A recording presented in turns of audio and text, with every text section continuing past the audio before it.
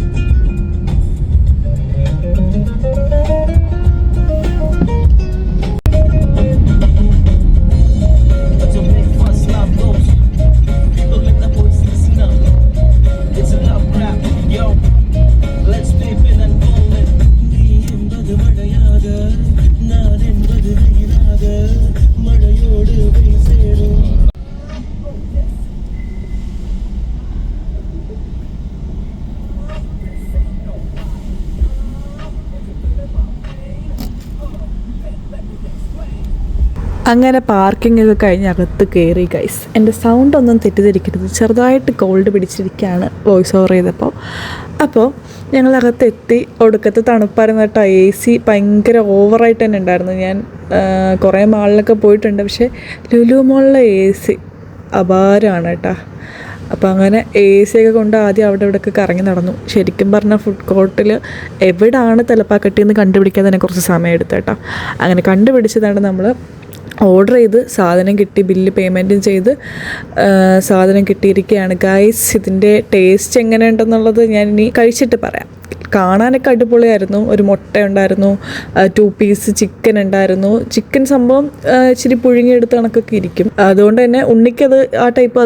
Normally ഉണ്ണി ബിരിയാണി കഴിക്കുന്ന ഒരാളല്ല. മന്തി വല്ലതായിരുന്നെങ്കിൽ അപ്പോഴേ ചാടി വീണേനെ. സോ ഞാൻ ബിരിയാണി മേടിച്ചു, ഉണ്ണി ചിക്കിങ്സിൽ നിന്ന് കുറച്ച് സാധനങ്ങളൊക്കെയാണ് മേടിച്ചത്. അങ്ങനെ നമ്മൾ ഫുഡ് കഴിക്കുകയാണ് ഗൈസ്. അടിപൊളി ടേസ്റ്റ് ആയിരുന്നു കേട്ടോ. കൊല്ലത്തുനിന്ന് ഇവിടം വരെ വന്നത് എന്തായാലും വർത്തിട്ടായിരുന്നേ. ഇതിൻ്റെ കൂടെ സാൽന എന്ന് പറഞ്ഞിട്ടൊരു സാധനം കിട്ടും, ഒരു ഗ്രേവി പോലെ. അത് കഴിച്ചപ്പോഴാണ് സത്യം പറഞ്ഞ ഒരു സാറ്റിസ്ഫാക്ഷൻ കിട്ടുന്നത് കേട്ടോ. ഇതിൻ്റെ കൂടെ തലപ്പാക്കട്ടി ബിരിയാണിയുടെ കൂടെ ഉറപ്പായിട്ടും സൈഡ് ഡിഷായിട്ട് സാൽന ചോദിച്ച് മേടിച്ച് കഴിച്ചോണം. അമ്മാതിരി ടേസ്റ്റാണ്. അപ്പോൾ അത് കഴിഞ്ഞിട്ട് ഉണ്ണിയുടെ സാധനം വന്നിരിക്കുകയാണ്. ഉണ്ണി ചിക്കിങ്സിൽ നിന്ന് കുറച്ച് സാധനങ്ങൾ ഓർഡർ ചെയ്തൊരു കോംബോ പോലെ എന്തോ. അപ്പോൾ അത് കഴിക്കുകയാണ്.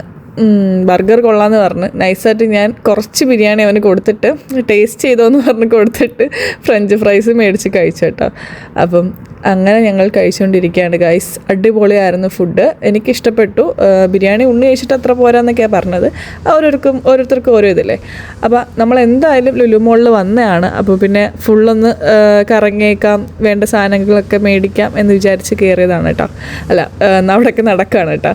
അങ്ങനെ ഞങ്ങളൊരു ആൻറ്റിക് ഷോപ്പിൽ കയറി കേട്ടോ. ഇങ്ങനെ നടന്ന് പൊയ്ക്കൊണ്ടിരുന്നതിന് ഇടയ്ക്ക് ഇങ്ങനെ കണ്ണ് അവിടോട്ടൊന്ന് ഉടക്കിയതാണ്. അപ്പോൾ എനിക്ക് അതിനകത്ത് കയറിയപ്പോൾ ഉണ്ടല്ലോ, ഞാൻ കാണാത്ത കുറേ സാധനങ്ങൾ അടിപൊളിയായിട്ടിരിക്കുന്നത് കേട്ടോ. പ്രൈസിങ് ഒക്കെ ഒരുപാട് ഹൈ ആണ്, എന്നാൽ പോലും വർത്തിട്ടാണ് കേട്ടോ സാധനങ്ങൾ. അമ്മാതിരി അടിപൊളി രീതിയിലെല്ലാം അവർ ചെയ്ത് വെച്ചേക്കുന്നത്. അങ്ങനെ ഞാൻ അവിടെ ഒക്കെ ചുറ്റി കിടന്ന് കുറേ സാധനങ്ങൾ ഇങ്ങനെ നോക്കി കേട്ടോ. കുറേ സാധനങ്ങൾ എനിക്ക് മേടിക്കണമെന്നുണ്ടായിരുന്നു, എൻ്റെ ബഡ്ജറ്റിന് ഒക്കെ അല്ലാത്തതുകൊണ്ട് മേടിച്ചില്ല. പിന്നെ ഒരു മൂങ്ങ മേടിച്ചായിരുന്നു കേട്ടോ, ഒരു ചെറിയൊരു മൂങ്ങ പോലത്തെ ഒരു സാധനം. അതിന് ഒരു 250 എന്തോ ആയുള്ളൂ. പിന്നെ അവിടുന്ന് ഹൈപ്പർ മാർക്കറ്റ്, അതായത് നമ്മൾ ലുലുവിൽ വന്നു കഴിഞ്ഞാൽ ഹൈപ്പർ മാർക്കറ്റ് വിട്ടൊരു കളിയില്ലല്ലോ. അവിടെ കയറിയപ്പോൾ ഉണ്ണി പറഞ്ഞ എന്താണെന്നറിയാം നിങ്ങൾക്ക് ഗൈസ്? ഇല്ല, വേണ്ട, ഒരാവശ്യമില്ല. സാധനങ്ങൾ എടുക്കാൻ വേണ്ടിയിട്ട് ട്രോളി ഒന്ന് എടുക്കാൻ പറഞ്ഞതിനാണ് അവൻ ഇങ്ങനത്തെ വർത്തമാനം പറഞ്ഞത്. അതായത് ഞാൻ നോർമലി ഹൈപ്പർ മാർക്കറ്റിലേക്ക് കയറി കഴിഞ്ഞാൽ ആവശ്യമുള്ളതും ആവശ്യമില്ലാത്തതായ കുറേ സാധനങ്ങൾ ഇങ്ങനെ മേടിക്കും. അപ്പം അത് ഒഴിവാക്കാൻ വേണ്ടിയിട്ടാണ് ട്രോളി എടുക്കാഞ്ഞത്. ട്രോളി എടുത്തു കഴിഞ്ഞാൽ അത് നിറയ്ക്കുമല്ലോ എന്ന് വിചാരിച്ചാൽ ട്രോളി എടുക്കാഞ്ഞത്.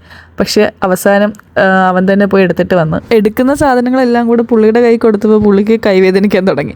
അപ്പോൾ അവൻ താനെ പോയി എടുത്തിട്ട് വന്നിട്ടാ, താനെ പോയി ട്രോളി എടുത്തിട്ട് വന്ന് താനെ തള്ളു വരുന്നുണ്ട് പറയും. അപ്പോൾ അങ്ങനെ അവിടെ നിന്ന് കുറേ ഫ്രൂട്ട്സും വെജിറ്റബിൾസും പിന്നെ കുറച്ച് കഴിക്കാനായിട്ട് കുറച്ച് എക്സ്ട്രാ ഫുഡും ജ്യൂസൊക്കെ മേടിച്ചിട്ട് നമ്മൾ അവിടെ നിന്ന് ഇറങ്ങി ഗൈസ്. കുറേ സാധനങ്ങൾ അവിടെ നിന്ന് തന്നെ മേടിച്ച് പാക്ക് ചെയ്ത്, പിന്നെ ഒരു മറ്റേ ഗ്രേപ്പ് ജ്യൂസ് ഇല്ലേ ഇവിടെ കിട്ടുന്നത്, ആ സാധനം മേടിച്ചായിരുന്നു കേട്ടോ. ഞാൻ ഇതുവരെ കുടിച്ചിട്ടില്ലായിരുന്നു, ആദ്യമായിട്ട് അതും മേടിച്ച് കുടിച്ചു. അങ്ങനെ നമ്മൾ അവിടെ നിന്ന് ഇറങ്ങിയേ.